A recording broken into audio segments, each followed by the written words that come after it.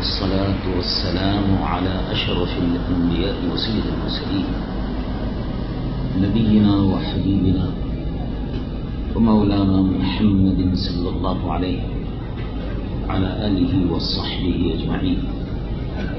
يا رب صل وسلم دائما سرمدا على حبيبك نبينا اللهم صل وسلم وبارك على نبيك وحبيبك سيدنا مولانا محمد صاحب الوجه الأنور والجبين الأزهر صلاة وسلاما عليك يا سيدي يا رسول الله.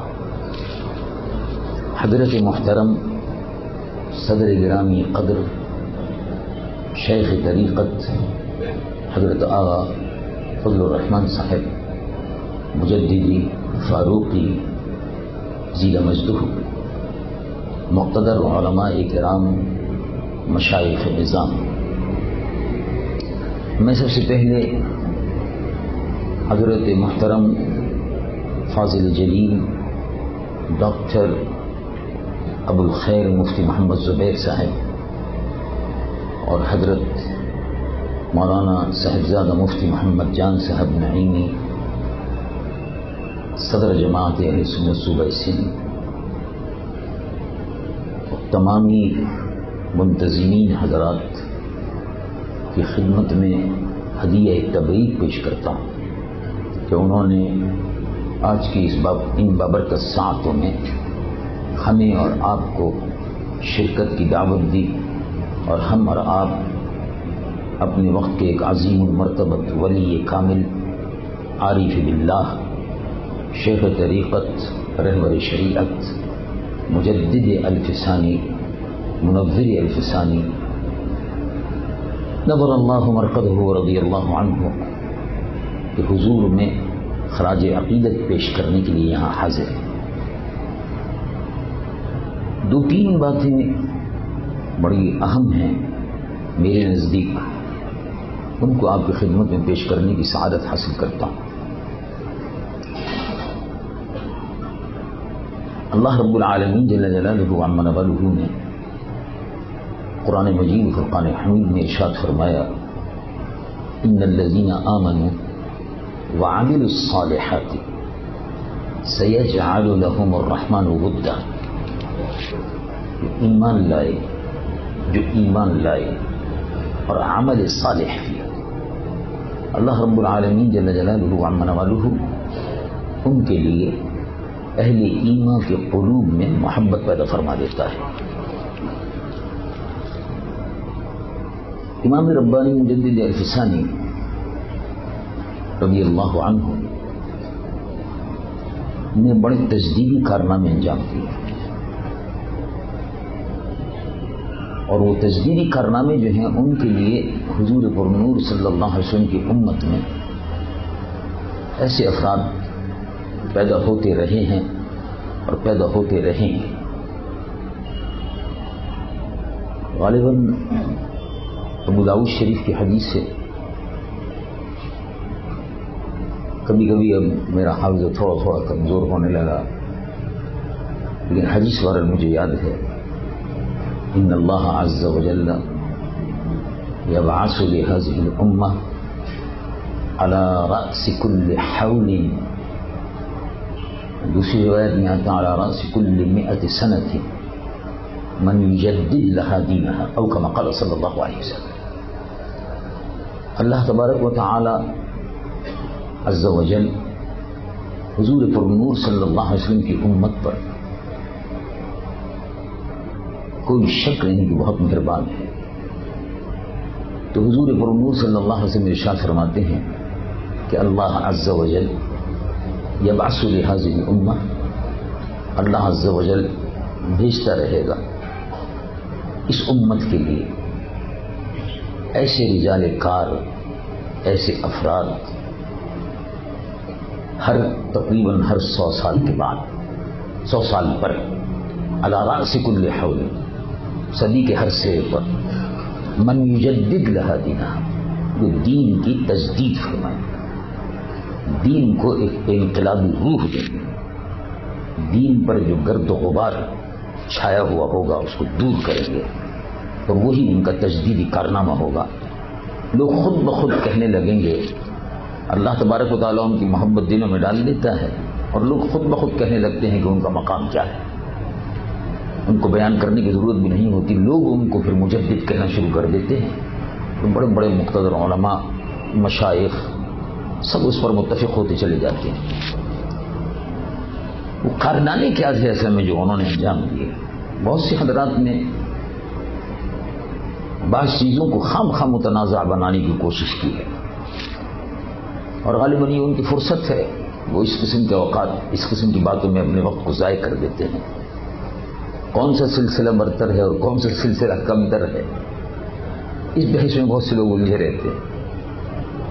مجھ سے بھی اکثر لوگ پوچھتے رہتے ہیں، تو میں تو وہ ایک شعر ہے قصید بردہ کا، اس میں صاحب قصید بردہ نے فرمایا وَكُلُّهُمْ مِن رَسُولِ اللَّهِ مُلْتَمِسٌ وَكُلُّهُمْ مِن رَسُولِ اللَّهِ مُلْتَمِسٌ عُرْفًا مِنَ الْبَحْرِ اور اشفا من الدِّيَمِ۔ یوں سمجھ لیجیے کہ سب ہی دریائے محمدی من رسول اللہ ملتمس، سب ہی حضور پر نور صلی اللہ علیہ وسلم کے در اقدس پر حاضر ہیں۔ وہ دریا بہہ رہا ہے، دریائے محمدی بہہ رہا ہے۔ اس کو یوں سمجھ لیجیے کہ جیسے اسی دریا سے ہوئی ہیں یہ نہریں جاری ساری۔ یہ جتنی بھی نہریں ہیں، مجددی ہیں، نقشبندی ہیں، قادری ہیں، سہروردی ہیں، چشتی ہیں، صابری ہیں، نظامی ہیں، دریائے محمدی کی نہریں ہیں، اور ان سے سب لوگ فیضیاب ہو رہے ہیں۔ اسٹیشن جانے کے رستے ہیں، 4 بھی ہیں، 5 رستے بھی ہیں، 6 رستے بھی ہیں، 8 رستے بھی ہیں، سب جا کے اسٹیشن پر ختم ہوتے ہیں۔ دریا کا اصل منبع جو ہے، جہاں سے وہ دریا نکلتا ہے، اسی سے دریا سے جاری ہوتا ہے، اور نہریں اس کی ادھر ادھر بہتی ہیں، اور منبع سے سب نکلتی ہیں۔ منبع اصل میں ذات پاک محمد رسول اللہ صلی اللہ علیہ وسلم، مرکز ایمان وہی ہے اور ایمان وہی ہے۔ اس میں یہ سلسلہ تصوف، اس کی سب سے بڑی خوبی، مجدد الف ثانی کی سب سے بڑی خوبی یہ ہے، وہ استقامت ہے، اور اس استقامت کو صوفیاء کرام نے فرمایا کہ یہ استقامت جو ہے، مثلا قرآن مجید و فرقان حمید میں ارشاد فرمایا ان الذین قالوا ربنا اللہ، جنہوں نے یہ کہا کہ اللہ ہمارا رب ہے، پھر ثم استقاموا، اس پر استقامت، یعنی اس پر استقامت، جب استقامت ہوگی تو پھر رحمت خدا بندی کا نزول شروع ہو جاتا ہے۔ امام ربانی نے استقامت، اور استقامت لوگ تلاش کرتے ہیں کرامتیں، اور ظاہر ہے ہم لوگ اہل سنت و جماعت ہیں، اور کتابوں میں ہمیں شرع عقائد وغیرہ میں پڑھایا جاتا ہے الاستقامت فوق الکرامہ، وہ ہمیں کتابوں میں پڑھایا جاتا ہے کہ کرامات الاولیاء حق، اور یہ ہم اہل سنت کا عقیدہ ہے، پڑھایا بھی ہمیں یہی جاتا ہے کرامات الاولیاء حق، اولیاء اللہ کی کرامت حق ہے، ہم اس پر ایمان رکھتے ہیں۔ قرآن مجید و فرقان حمید سے ثابت ہے، اور یہ بڑا طویل مضمون ہے اور اس پر بحث کی ضرورت نہیں ہے۔ تو استقامت کیا ہے؟ تو بہت سے حضرات کرامت تلاش کرتے ہیں، اور کرنی چاہیے، ولی صاحب کرامت ہوتا ہے، اس میں کوئی شک نہیں، ہم اس پر یقین رکھتے ہیں، ایمان رکھتے ہیں کہ خدا نخواستہ منکر کرامت نہیں ہے۔ مگر صوفیاء جو فرماتے ہیں وہ یہ ہے کہ استقامت ہونی چاہیے۔ استقامت اگر ہے تو یہ استقامت کیا ہے اصل میں؟ ایک بزرگ کی مثال دی، ان کی خدمت میں سید الطائفہ سیدنا جنید بغدادی رضی اللہ عنہ کی خدمت میں، وہ سرگروہ اولیاء تھے، سید الطائفہ تھے، شخص حاضر ہوا بیعت کے لیے، مرید ہونے کے لیے. کافی عرصہ اس نے خانقاہ میں بغداد میں قیام کیا، اور کچھ مہینے قیام کے بعد وہ جانے لگا. ان کا حضور آیا تھا، میں اب آپ کے یہاں قیام کیا، آپ کی کھانے سے مہمان نوازی سے لطف اندوز ہوتا رہا، اب اپنے گاؤں واپس جاتا ہوں. کبھی کو خاص مقصد سے آئے تھے، خاص مقصد سے آیا تھا، چاہتا تھا آپ سے بیعت ہو. تو پھر بس وہ میں نے ملتوی کر دیا، اس لیے کہ میں نے کوئی کرامت آپ کی اس درمیان میں نہیں دیکھی. تو کرامت کا ایک تصور تو ہوا ہے جو ایک عام آدمی کے ذہن میں ہوتا ہے. اس کے ذہن میں بھی یہی تھا کہ جیسے عام لوگ ہیں، وہ بعض لوگوں میں یہ کرامت تلاش کرتے ہیں کہ ہمیں کوئی نمبر بتا دیں اور اگلے دن کی جو منافع دینے والی چیزیں ہیں ان کا کچھ بتا دیں. اس قسم کی چیزیں لوگ اپنے اپنے ذہن کے مطابق تلاش کرتے ہیں. تو کہا میں نے آپ کی کوئی کرامت تو دیکھی نہیں، اس لیے میں واپس جا رہا ہوں. بہرحال آپ کی مہمان نوازی کا شکریہ ادا کرتا ہوں. وہ کہا اچھا جانے سے پہلے ایک بات میں تم سے پوچھتا ہوں. تو ارشاد فرمائیے. کہ تم نے ہم کو تقریباً شب و روز دیکھتے رہے، خلوت میں جلوت میں تم ہمارے ساتھ رہے، آتے رہے، جاتے رہے، بیٹھتے رہے، اٹھتے رہے، نقل و حرکت، حرکات و سکنات کو بھی دیکھتے رہے، اس کا مشاہدہ کرتے رہے. کوئی کام خلاف سنت کرتے ہوئے دیکھا ہے؟ تو انہوں نے کہا کہ نہیں، میں نے تو آپ کو کوئی کرامت، میں نے تو آپ کو کوئی کام خلاف سنت کرتے ہوئے نہیں دیکھا. کہ فرائض کی پابندی کرتے ہوئے تم نے ہمیں دیکھا؟ دیکھا. حضور پرنور سید العالمین محمد رسول اللہ صلی اللہ علیہ وسلم کی سنت مبارکہ، آپ کے ارشادات، آپ کا قول، آپ کا عمل، آپ کا کردار، اس کے خلاف کوئی چیز کرتے ہوئے دیکھی، سنی، کہا کہ نہیں. تو فرمایا ہے عزیز الاستقامت. ابھی اس کی یعنی وہ جملے جو ہیں اتنے پیارے ہیں. سید الطائفہ سید جنید بغدادی رضی اللہ عنہ نے ارشاد فرمایا الاستقامت فوق الکرامہ. کرامت سے بڑھ کر کرامت یہ ہے کہ آدمی میں استقامت ہو. اور یہ استقامت تم نے ہمیں دیکھی کہ خود بخود سنت کے مطابق ہم ڈھلتے رہتے ہیں، یہ استقامت ہے. تو سیدنا امام ربانی مجدد الفسانی رضی اللہ عنہ وارضاہ میں استقامت تھی. یہ استقامت تھی کہ بادشاہ وقت، اب اس دور میں ایسے بادشاہ نہیں ہیں، ختم ہو گیا، ایسے بادشاہوں کا دور ختم ہو گیا. ایک دو جگہ پر باقی ہے جن میں سعودی عرب وغیرہ ہے، مطلق العنان بادشاہ ہیں، وہ سمجھتے ہیں کہ جو چاہیں کہیں. لیکن میں بھی سمجھتا ہوں کہ وہ بھی مطلق العنان بادشاہ نہیں ہے. ان کا بادشاہ واشنگٹن میں ہے اور ریموٹ کنٹرول سے وہ چلتے رہتے ہیں، توحید کے علم بردار ہیں. اور جب وقت پڑتا ہے تو کعبۃ اللہ شریف جانے کے بجائے یا بش المدد کہہ کر پکارتے ہیں اور اپنے آپ کو موحد بھی کہتے ہیں، با مسلمان اللہ اللہ اور با برحمن رب رام.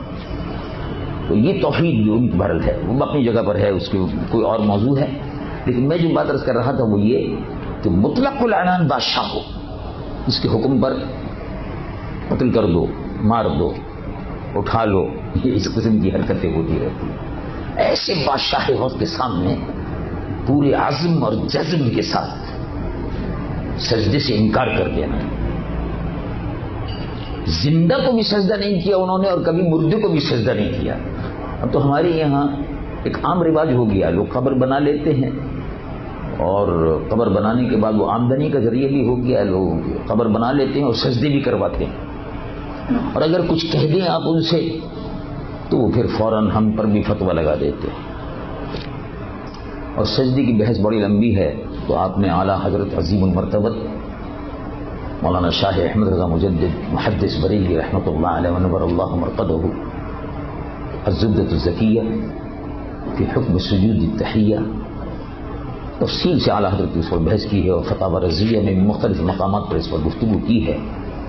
اب تو عام طور سے لوگ کسی بھی مزار پر جاتے ہیں تو سب سے پہلے چوکھٹ پہ گر جاتے ہیں. پیچھے سے جاہل لوگ کھڑے ہوئے، ان پڑھ لوگ کھڑے ہوئے تھے، سبحان اللہ سجدہ ہو رہا ہے. وہ چوکھٹ چومتے چومتے اب پھر مزار پر پہنچے تو مزار پر جانے کے بعد پوری طرح سے ڈھیر ہو جاتے ہیں. تو عام طور سے لوگ یہ سمجھتے ہیں کہ سجدہ ہو رہا ہے، اور یہ ساری برائیاں سجدے کی، قبروں کو چومنے کی، یہ ساری برائیاں ہم اہل سنت کے کھاتے میں جمع ہوتی ہیں، اور لوگ اس پر پھر ہم کو کہتے ہیں کہ یہ قبوری ہیں، قبر پرست ہیں، اور دیکھو قبروں کو سجدے کر رہے ہیں.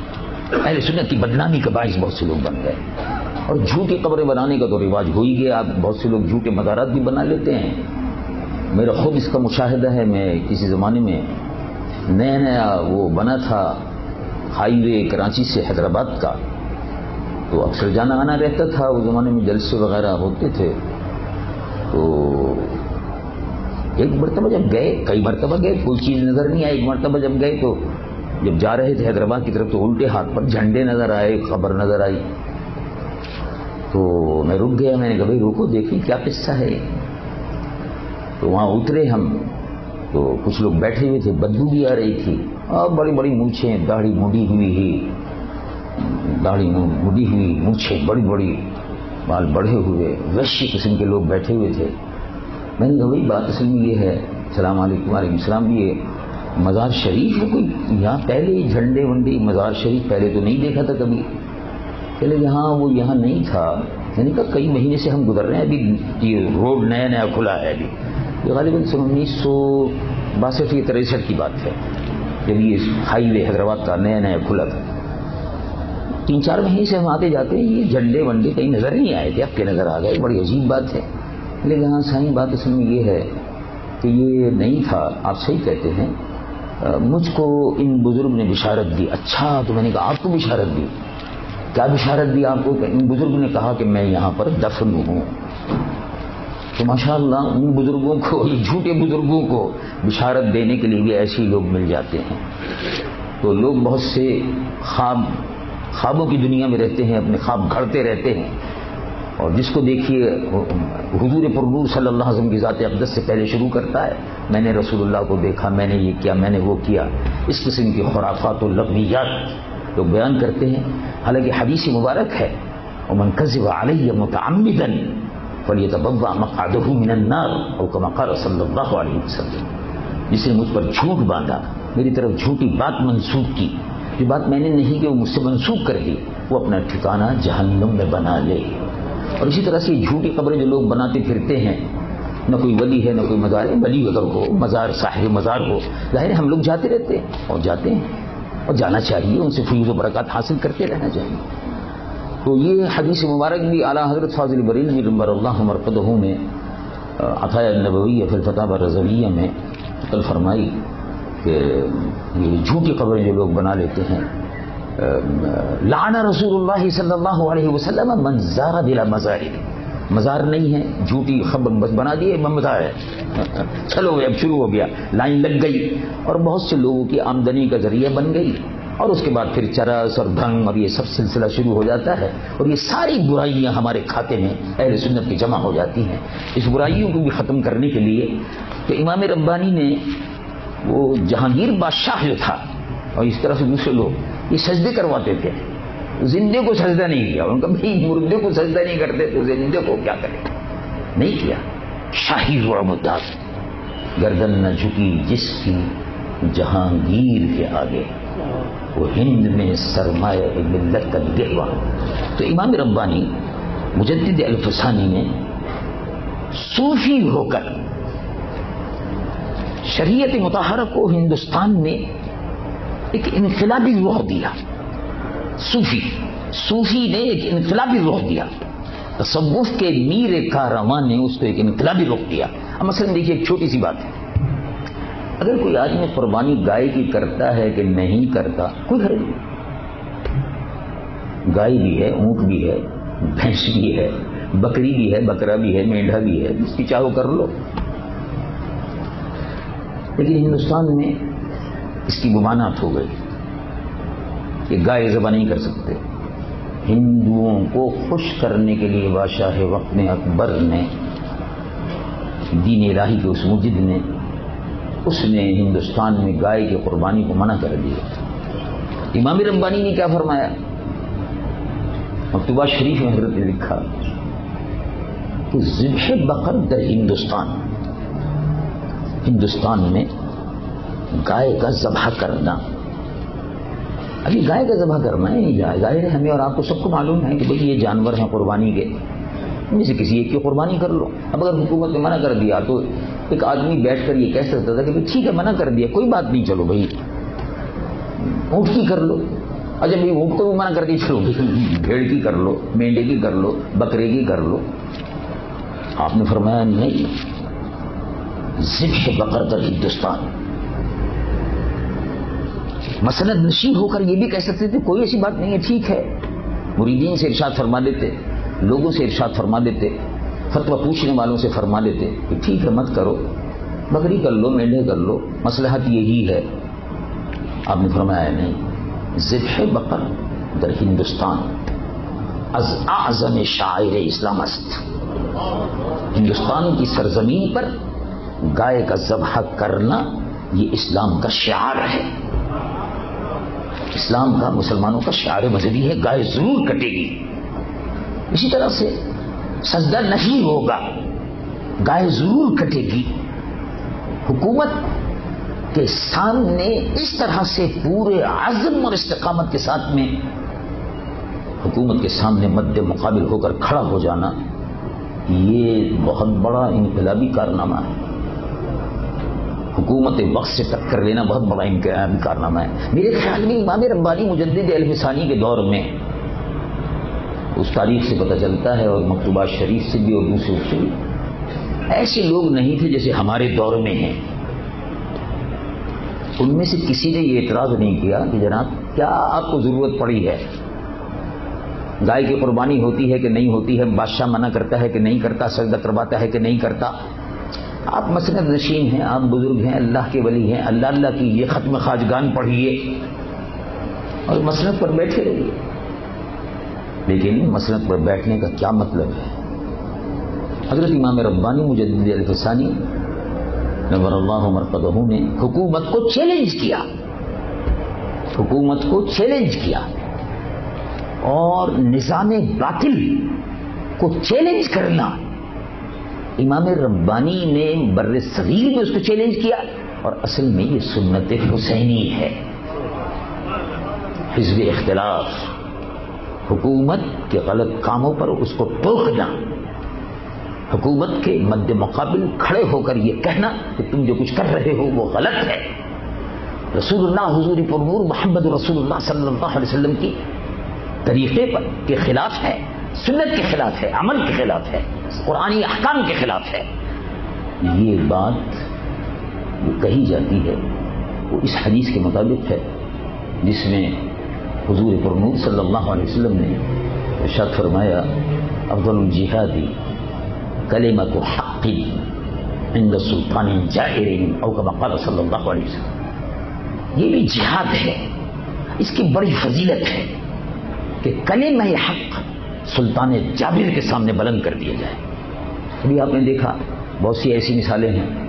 ایک زمانے میں ہم نے جمعے کی چھٹی کے سلسلے میں مہم چلائی، اس لیے کہ پارلیمنٹ سے سن 1975 میں یہ منظور ہو گئی اور بعد میں ذوالفقار علی صاحب بھٹو مرحوم نے اس کو نافذ کیا، ایگزیکیوٹ کیا.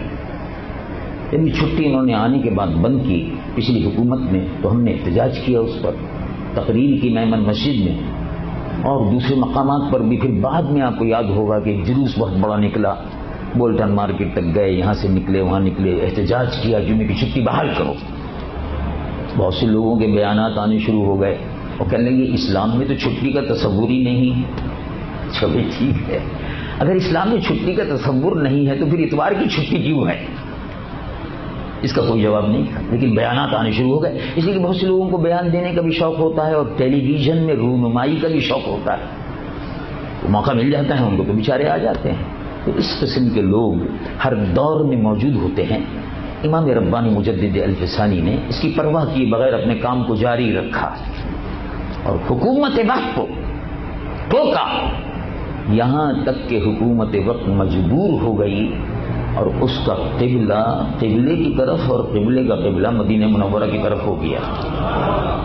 یہ ان کا بہت بڑا تجدیدی کارنامہ ہے، اور میں سمجھتا ہوں کہ انہوں نے حکومت کے خلاف بہت بڑا جہاد کیا، قید و بند کی صعوبتیں برداشت کی. گوالیئر کا قلعہ، گوالیئر کا قلعہ آپ میں سے بہت سے حضرات نے نہیں دیکھا ہوگا، میں خود گوالیئر گیا ہوں. تو حضرت شاہ محمد غوث گوالیری رحمۃ اللہ علیہ بڑے جلیل و قدر بزرگ تھے سلسلہ عالیہ قادریہ کے. تو میں ایک جلسے میں جا رہا تھا، تو سن 1946 کی بات ہے. اس زمانے میں پڑھتا بھی تو چھٹیاں ہو جاتی تھیں تو جلسوں میں واعظ میں چلا جاتا تھا، جنہیں کرتا تھا. اس وقت تقریباً 20 سال کی عمر تھی. تو 47 میں میں فارغ التحصیل ہوا. بہرحال جلسوں میں جاتا رہتا، تو گوالیئر جانے کا شوق تھا تو چلا گیا. تو گوالیئر کا وہ قلعہ آج بھی موجود ہے، اور ظاہر ہے آپ سمجھ سکتے ہیں کہ قلعے کے اندر جب بند کیا جائے تو وہ پھر اٹک کا ہی قلعہ ہوتا ہے. اٹک بردار ہیں اور بڑا اس سے خوف محسوس ہوتا ہے. ان میں بھی شامل ہوں، شاید اللہ تبارک و تعالیٰ مجھ کو بھی معاف فرمائے. بات اصل میں یہ ہے کہ یہ راہ جو ہے وہ محبت کا رستہ اور عشق کا رستہ، یہ بڑا راستہ جو ہے بڑا پرخطر ہے. لوگ آسان سمجھتے ہیں مسلمان ہونا. زندگی میں بے شمار مسائل اور تکالیف آتی ہیں. حسب الناس ان یترکوا ان یقولوا آمنا وهم لا یفتنون، کیا لوگوں نے یہ گمان کر لیا ہے کہ وہ یہ کہہ کر چھپ جائیں کہ ہم ایمان لائے اور اللہ تبارک و تعالی ان کا امتحان نہ لے؟ امتحان تو لیتے ہیں، اور جو اس امتحان میں کامیاب ہو گیا اس کے لیے پھر بشارت ہے. تتنزل علیہم الملائکۃ الا تخافوا ولا تحزنوا وابشروا بالجنۃ التي کنتم توعدون. تو وعدہ الہی پورا ہوتا ہے. یہ اللہ کے وہ ولی تھے جنہوں نے حکومت وقت سے ٹکر لی، حکومت کے وقت کے خلاف قلمی جہاد کیا. آپ کی تحریروں سے اور مکتوبات شریف سے، تحریر سے ایک بہت بڑا انقلاب حکومت کے اندر پیدا ہو گیا. بے شمار خرابیاں حکومت میں تھیں، ان کی اصلاح کا ایک پروگرام شروع ہو گیا. جہانگیر بادشاہ گرفتار بھی ہوا اپنے ہی وزراء کے ہاتھ سے، اور امام ربانی کو سلطنت کی بھی پیشکش ہوئی، لیکن آپ نے کہا ہماری سلطنت کی کوئی خواہش نہیں ہے، ہم تو اللہ کے دین کو اللہ کی زمین پر نافذ کرنا چاہتے ہیں جو سید العالمین محمد رسول اللہ صلی اللہ علیہ وسلم اس کو لے کر تشریف لائے. امام ربانی مجدد عہد ثانی کے نقش قدم پر اللہ تبارک و تعالی مجھ کو بھی اور آپ کو بھی عمل کی توفیق عطا فرمائے. سب سے بڑے صوفی حضور کے صحابہ تھے. حضور کے صحابہ سب سے بڑے صوفی تھے، ان سے بڑا کوئی صوفی نہیں ہو سکتا. رسول اللہ کے صحابہ کا عمل کیا تھا؟ کسی نے کسی سے پوچھا تو ایک تابعی نے ایک صحابی سے پوچھا، اس کا لب لباب اور خلاصہ میں بیان کرتا ہوں، تفصیل میں زیادہ نہیں جاتا. وہ کہا یہ رسول اللہ کے صحابہ کیسے تھے؟ اب تھوڑی سی بیان تو کر دی. وہ کہا ہم رہبان اللیل، رسول اللہ کے صحابہ تم پوچھتے ہو کیسے تھے؟ ہم رہبان اللیل وفرسان النہار، وہ رات کے نمازی تھے اور دن کے غازی تھے. یہ تھے رسول اللہ کے صحابہ. ہر بزرگ نے اپنی زندگی میں عملی جہاد کیا ہے. اب خانقاہوں میں جمود تاری ہے. ہم ختم خواجگان شریف پڑھتے ہیں. آپ خدا نخواستہ یہ محسوس نہ کریں کہ میں ختم خواجگان کے خلافوں میں تو خود پڑھتا ہوں. ہر جمعرات کو میرے غریب خانے پر معمول چلا رہا ہمارا یہاں صدیوں سے، گھر میں میرٹھ میں تھے صدیوں سے چلا رہا، اس لیے کہ اصل میں ہم لوگ صدیقی ہیں، نقش بندی ہیں، تو ظاہر ہے وہ سلسلہ چلا آ رہا ہے نقش بندی. مجھے تو گھر میں خواتین اپنی جگہ پر پڑھتی ہیں اور ویسے مرد جو ہیں ہمارے بیٹھک میں باہر اور یہاں بھی الحمدللہ وہ معمول ہر جمعرات کو ہوتا ہے، میں موجود نہیں ہوتا تب بھی ہوتا ہے، تو ختم خواجگان پڑھتے ہیں۔ ہم نے دین کو ختم خواجگان میں محدود کر دیا، بس ہم نے ختم خواجگان کر لیا ہے، اور بہت سے لوگوں نے عبادت بنا لی ہے، ہر مہینے 11ویں شریف کا چندہ، یہ گندا ہو گیا باقاعدہ، اور اس کے بعد دیکھ پکتی ہے، اور وہ سمجھتے ہیں کہ ہم نے بہت بڑی خدمت دین کی کر دی۔ اس طرح سے اور بہت سے لوگوں نے اپنے معمولات میں جمود ہے، اور نکل کر خانقاہوں سے ادا کر رسم شبیری، یہ نہیں ہے۔ اللہ تبارک و تعالی ہم کو اس جمود کے توڑنے کی توفیق عطا فرمائے۔ صحابہ رضوان اللہ علیہ مجمعین سب سے بڑے صوفی تھے، انہی کے نقش قدم پر امام ربانی بھی تھے، انہی کے نقش قدم پر امام حسین تو خود صحابی تھے، اور وہ جہاد میں بھی شامل ہوئے ہیں، جہاد میں بھی شریک رہے ہیں۔ امام حسین بھی امام حسن بھی جہاد میں گئے ہیں، مصر کے علاقے میں مختلف علاقوں میں جہاد پر وہ بھی تشریف لے گئے ہیں، اور بالآخر آخر میں کربلا میں شہید ہو گئے۔ یہ رسول اللہ کے صحابہ، کتنی عجیب و غریب بات ہے۔